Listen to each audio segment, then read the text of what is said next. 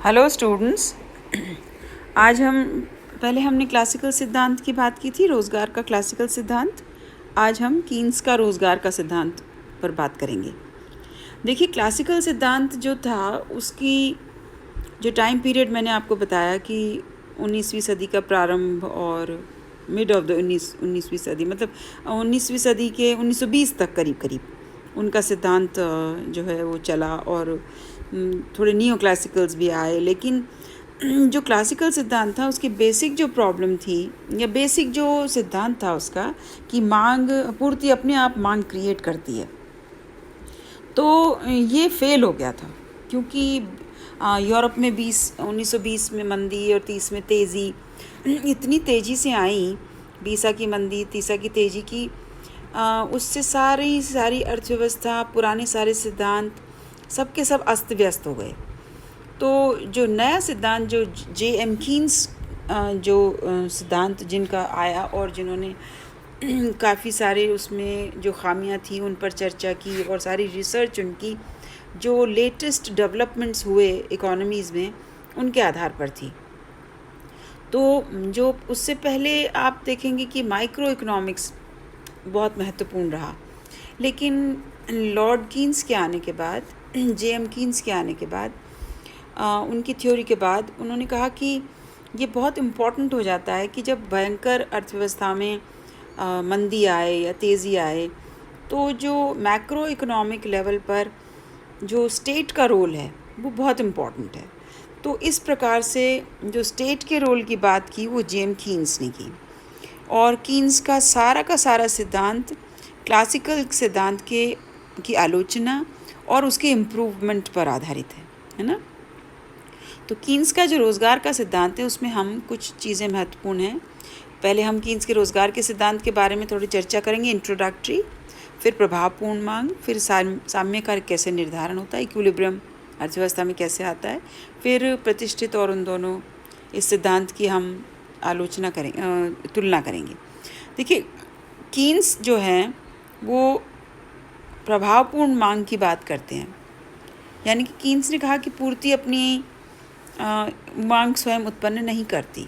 क्यों? क्योंकि 1920 के दशक में पूरे यूरोप ने देखा कि पूर्ति थी और मांग नहीं थी। इस वजह से कीमतें गिरी, और इतनी गिरी कि पूरी अर्थव्यवस्था में बेरोज़गार, तालाबंदी और बहुत अर्थव्यवस्था में आय का कम होना इत्यादि बहुत तेज़ी से हुआ। तो कीन्स ने कहा कि मांग जो है अर्थव्यवस्था में कुल प्रभावपूर्ण मांग जो है, उन्होंने उसमें दो बातें सम्मिलित की। एक तो उपभोग वस्तु की मांग और दूसरी पूंजीगत वस्तुओं की मांग।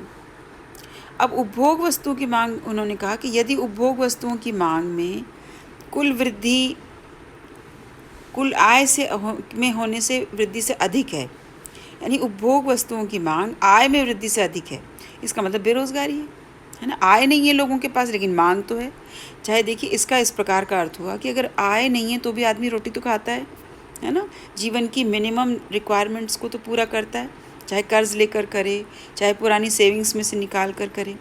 तो अगर अर्थव्यवस्था में उपभोग की मांग कुल आय की मांग से अधिक है, तो इसका मतलब आय नहीं है, आय मतलब रोज़गार नहीं है, तो बेरोज़गारी है। फिर आय और रोज़गार में वृद्धि करने हेतु तो उन्होंने कहा कि आय और उपभोग में होने वाले अंतर को निवेश द्वारा मिटाया जा सकता है ना। तो इसका मतलब ये हुआ कि अर्थव्यवस्था में निवेश का बढ़ाया जाना ज़रूरी है अगर मांग को बढ़ाया जाना है। तो इस प्रकार उन्होंने कहा कि रोज़गार का स्तर निवेश के स्तर पर निर्भर करेगा, अतः रोज़गार को बढ़ाने के लिए निवेश तथा प्रभावपूर्ण मांग में वृद्धि की जाएगी। मांग जो शब्द है ना, उसके शब्द के साथ में उन्होंने लगाया प्रभावपूर्ण मांग। प्रभावपूर्ण मांग का अर्थ है कि जो इतनी अर्थव्यवस्था में मांग जो है इतनी इम्प्रेसिव, इतनी इफ़ेक्टिव होती है कि वो प्रभाव मांग पैदा करती है, और मांग का बहुत बड़ा रोल है। इसलिए उसने मांग खाली शब्द यूज़ नहीं किया, उन्होंने उस शब्द के साथ में लगाया प्रभावपूर्ण मांग। अब कीन्स का रोज़गार का सिद्धांत क्या है? कीन्स का रोज़गार का सिद्धांत देखिए ये है। कीन्स ने कहा कि उनका सामान्य सिद्धांत का जो है वो, उन्होंने कहा कि जो क्लासिकल्स हैं उनका सिद्धांत सामान्य दायरे में ही लागू हो पाता है ना, बहुत सीमित दायरे में। तो कीन्स ने कहा कि 1930 में प्रतिष्ठित सिद्धांत असफल हो गया और उस समय बहुत कम ब्याज होने पर भी निवेश नहीं बढ़ा। उसी समय कीन्स का प्रभावपूर्ण मांग और का प्रतिपादन आय, रोज़गार के सिद्धांत को समझाने की अवधारणा आई और उन्होंने इस सिद्धांत ने इतनी बड़ी क्रांति लाए कि स्टेट्स का रोल और मैक्रो इकोनॉमिक्स और उसके साम्य इतने महत्वपूर्ण हो गए कि सारी अर्थव्यवस्थाओं ने जो कीन्स का सिद्धांत था उसको माना और लागू किया और सफल हुए, है ना। फिर प्रभावपूर्ण मांग क्या है? अब वो कह रहे हैं प्रभावपूर्ण मांग में उपभोग वस्तुओं की मांग है और पूंजीगत वस्तुओं की मांग है ना। तो हम इसको दो प्रकार के कारक उन्होंने निर्धारित किए, सामूहिक मांग फलन और सामूहिक पूर्ति फलन। सामूहिक यानी पूरे राष्ट्र का, है ना, पूरे नेशन का, पूरी इकोनॉमी का एक तो सामूहिक मांग होती है और एक सामूहिक पूर्ति होती है। अब सामूहिक मांग क्या है? उन्होंने कहा कि एक अर्थव्यवस्था में वस्तुओं और सेवाओं की जो कुल मांग है ना, उसका कुल योग, उसको हम सामूहिक मांग कहेंगे। यह कुल उपभोग मांग और कुल निवेश मांग दोनों हो जाएंगे इसमें, क्योंकि अर्थव्यवस्था में मांग उपभोग के लिए होती है और निवेश के लिए होती है। तो निजी गृहस्थ लोग जो हैं वो निजी उपभोग के लिए मांग करते हैं, सरकारें सार्वजनिक उपभोग के लिए मांग करती हैं।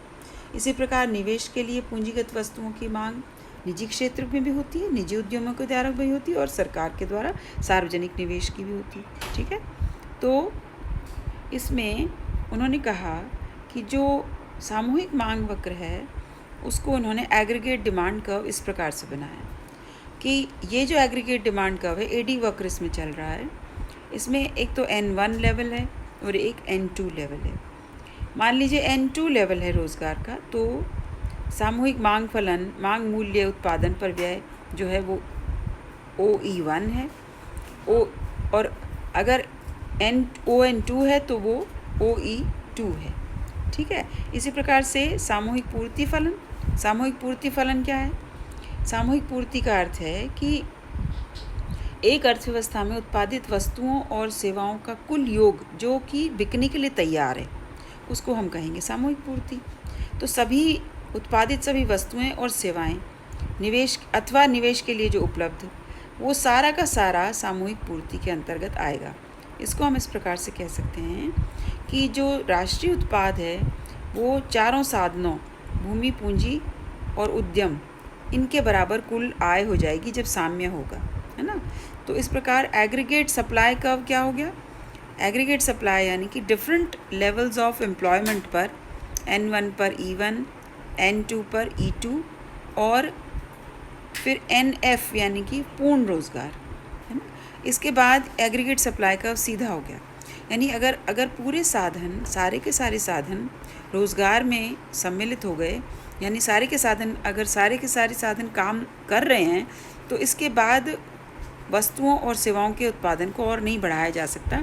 इसलिए फुल एम्प्लॉयमेंट के लेवल के बाद एग्रीगेट सप्लाई वर्टिकल सीधा हो जाता है। इस प्रकार से उन्होंने दो प्रकार के ये वक्र की चर्चा की। अब उन्होंने कहा कि अर्थव्यवस्था में साम्य का निर्धारण कैसे होगा? साम्य का निर्धारण के लिए उन्होंने कहा कि एग्रीगेट डिमांड कर्व AD और एग्रीगेट सप्लाई कर्व जहाँ एक दूसरे को काटेंगे, वो E बिंदु जो इसमें दिख रहा है आपको, ये साम्य का निर्धारण हुआ, है ना।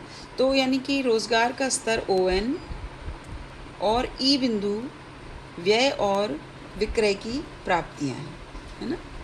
अब मान लीजिए अर्थव्यवस्था में साम्य का निर्धारण हो गया E पर और ON रोज़गार हो गया। ON रोज़गार हो गया तो ON2 ONF, इसका मतलब फुल एम्प्लॉयमेंट लेवल कहाँ पर है? ONF वाला, यानी N से NF इतने बेरोज़गारी अर्थव्यवस्था में अभी है ना। तो इसी पर उन्होंने चर्चा की कि इस बेरोज़गारी का स्तर को कैसे बढ़ाया जाए। तो उनका एग्रीगेट सप्लाई बढ़ाई जा सकती है। एग्रीगेट सप्लाई को अगर हम बढ़ा दें, यानी कि AD से AD1 हो जाए, तो E1 पर आता है साम्य का निर्धारण, E1 पर हुआ, और E1 जो है वो टोटल एम्प्लॉयमेंट का लेवल है ना। तो ये जो अर्थव्यवस्था की स्थिति है, ये उन्होंने कहा कि ये अर्थव्यवस्था की स्थिति साम्य का निर्धारण होगा, है ना। अब इसको किस प्रकार से, ये कैसे काम करता है, AD को कैसे बढ़ाया जाए, हम ये अगले लेक्चर में इसके बारे में